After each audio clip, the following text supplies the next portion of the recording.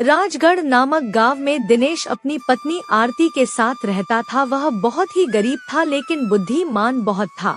अरे सुनिए जी, बहुत दिनों से मेरी समोसे खाने की इच्छा है और ऊपर से घर में मैदा और तेल भी खत्म हो गया है। आप कुछ करते क्यों नहीं? आरती, तुम बस मेरा कुछ देर इंतजार करो, मैं अभी मैदे और तेल का इंतजाम कर आता हूँ। मैं कुछ भी कर तुम्हें आज समोसे खिलाऊंगा।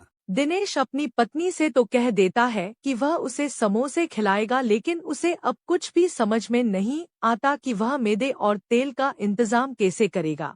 दिनेश को एक उपाय सूझता है और वह अपने दोस्त राजू के पास जाता है।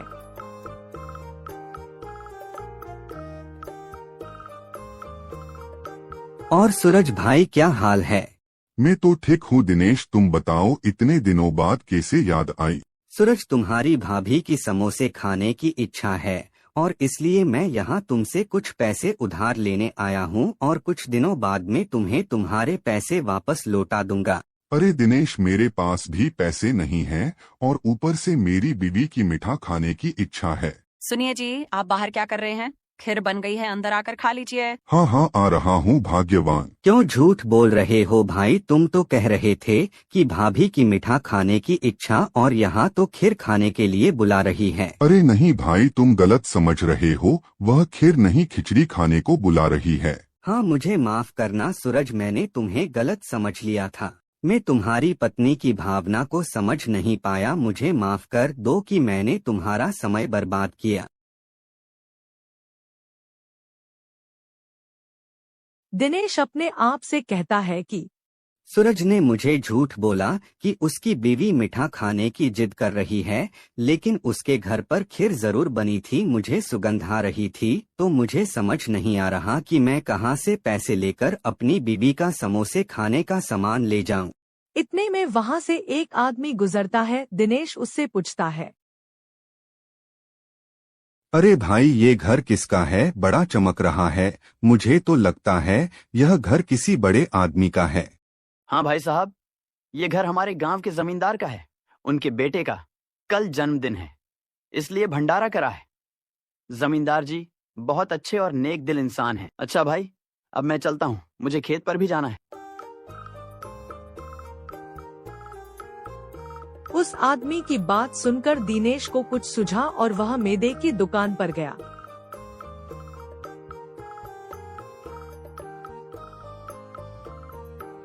और भाई, क्या हाल? तुम्हें जमींदार जी ने याद किया है भाई? जमींदार जी को मुझसे क्या काम पड़ गया है भाई?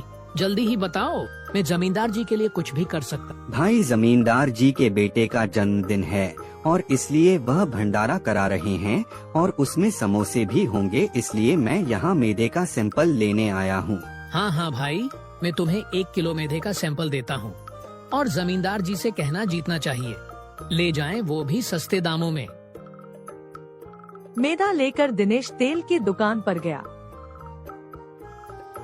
अरे भाई, जमींदार जी ने तेल मंगवाया है, चेक करने के कल उनके बेटे का जन्मदिन है, इसलिए भंडारा करा रहे हैं। अरे कल तो भिजवाया था, तेल चेक करने के लिए जमींदार को कहना, लेना हो तो ले, नहीं तो मत ले।